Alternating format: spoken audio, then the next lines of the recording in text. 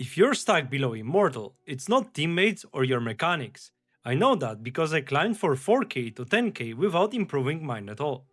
While I made my climb, it's not like I improved my mechanics. All that changed was my Dota knowledge, having the right plan, ideas, and executing them. Today, I bring you a video on 3 main mistakes that are keeping you below Immortal, and fixing them will have a real effect on your games. I will talk about real things, not fluff you won't be able to apply in your games. Everything I'm talking about today are repeated mistakes I see from my students in coaching sessions. I can guarantee that after watching this guide and understanding the concepts, your games will feel so much easier and you will feel like you're smurfing. This applies to every single role and even to low immortal players as well. If you want to climb MMR and become a better Dota player, enjoy. Number 1. Inability to switch between farm and fights. Something you see the higher you go is that people are generally very good at using their time, but this is not the key here. I see way too many people being in either farm or fight mode, resulting in not punishing enemy mistakes or getting a farm on the map. The best part is that most of these things are connected to roles. From the matches I've watched, a lot of support players have that fighting idea in their mind, while carries and mid have farming as their priority. It's not always the case, but usually how it goes. That means a player who's more focused on farming will be away from fights, not keeping an eye on timings their team has, and only minding their own business. In most games, this is not the right approach, because rarely can one player who's farming win a game on their own if their team insists on fighting before that. This usually means the team loses fights, gives the enemy gold and WAV advantage, and as a bonus, tilts toward that farming teammate. On the other hand, some players like to fight a lot without minding what other heroes want to do. That results in baiting dumb fights or pulling cores away from farm, which they need to have a strong presence in the mid game. If every single move is successful, it looks great, but if you keep grouping against enemies while they are being efficient, even if you get some kills, you might still find yourself behind on farm. A lot of supports I've coached had a tendency to bait their cores away from farm, which is a huge problem. While getting some kills is great, if it costs the carry 400 HP and 5 last hits, it might turn out to be bad. A lane consisting of Warlock and Ursa is more likely to play like this, as they can get kills and heal back. But if you're playing Spectre with Task, you'd much rather get farm on the former, even if the support wants to kill people. One more thing, when you're in the fight mode, sometimes enemies read you and dodge, and sometimes there's nothing to be gained from fighting. You need to learn how to break it down and go back to farming. If you're playing a support and your cores don't want to do things on the map, please start farming. Push a wave, farm a camp, or if your hero is bad at that, pull into farming a camp or stack the jungle. Be efficient. In high rank, people are much better at asking themselves, what do we do right now? Instead of, are we farming or fighting? The situation can change very quickly. One bad TP from an enemy to another lane can suddenly open up a good fight. The best way to fix it? For a start, it comes with experience, but in short, be mindful of timings and objective on the map.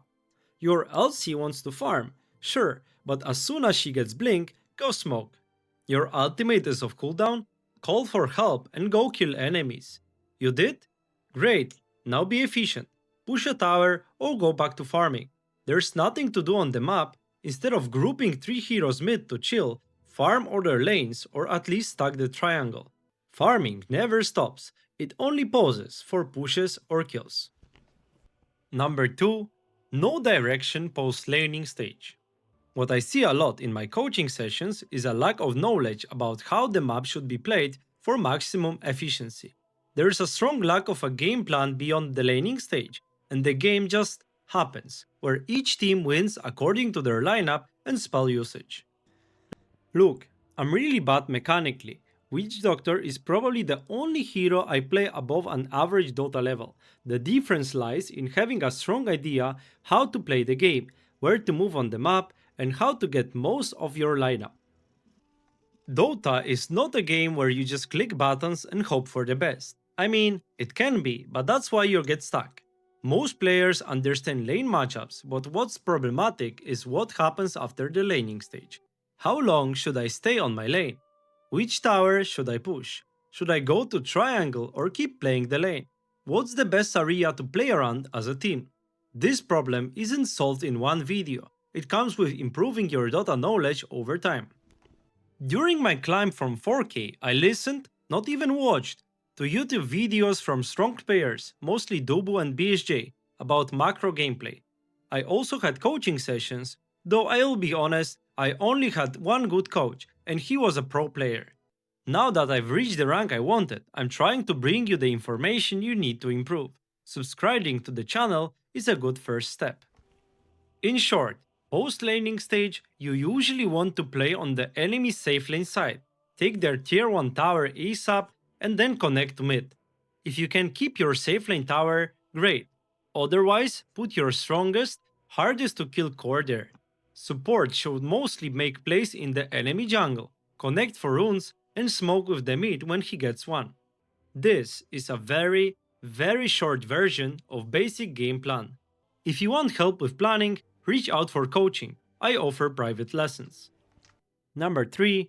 Not converting leads. This is connected to two things: map control and objectives. Your priority should always be objectives, and fighting should eventually be done with an objective in mind.